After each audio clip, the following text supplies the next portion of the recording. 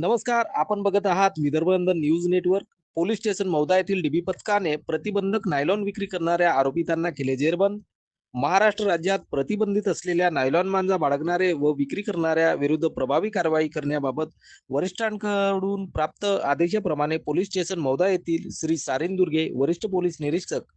police station Mauda यांचे मार्गदर्शनात police station Mauda येथील डीबी पथकाने पोलीस स्टेशन मौदा हद्दीत प्रतिबंधित नायलॉन मांजा बाळगून विक्री करणाऱ्या बाबत माहिती घेतली असता मौजा दिगोरीकडे येथे राहणारा मधुर प्रमोद ठाकरे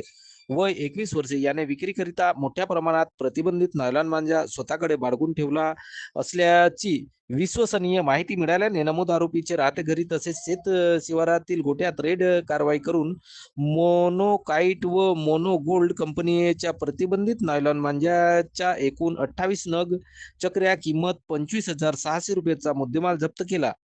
आरोपी मयूर ठाकरे याने सदर प्रतिबंधित नायलॉन मांजा हा ऋषिकेश सचिन जैन वय 22 वर्षे राहणार सुभेदार लेआउट नागपूर याचे मदतीने